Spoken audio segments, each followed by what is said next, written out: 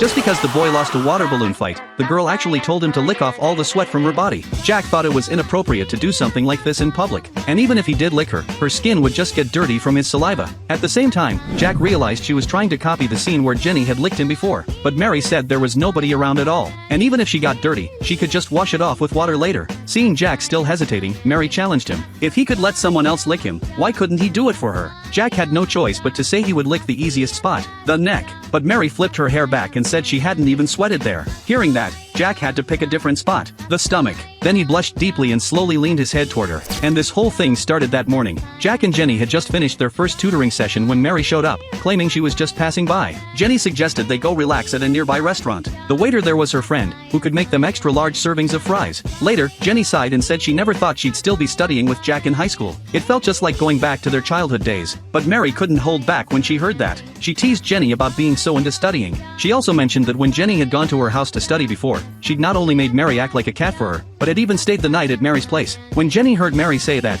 she knew there was a misunderstanding. So when they were about to leave, she pulled Mary aside alone. She said her feelings for Jack were purely platonic, nothing romantic at all. She actually already had a partner, and compared to Jack, she was way more interested in Mary. Just then, the waiter got off work, and she left with Jenny, holding hands naturally as they walked away. Watching them, Mary finally realized Jenny liked girls. That instantly put her mind at ease. After that, she pulled out a pack of water balloons and said she wanted to have a water balloon fight with Jack. But this time, the prize wasn't ice cream. Instead, the loser had to do whatever the winner asked. Seeing Jack still hesitating, Mary immediately pressed him. Why was he willing to play with Jenny but not with her? Jack had no choice but to agree to the challenge. But as a guy, Jack didn't want Mary to catch a cold from getting wet. So when he got hold of a water balloon, he tossed it to the side of her instead of hitting her directly. But he never expected Mary to deliberately run into the water balloon. Jack suddenly felt like this scene was familiar. It was just like the time he'd played with Jenny before. But his distracted look didn't escape Mary's notice. She realized Jack was thinking about another woman. Fuming, Mary grabbed all the water balloons in her hands and threw them at him in one go, easily taking him down in seconds.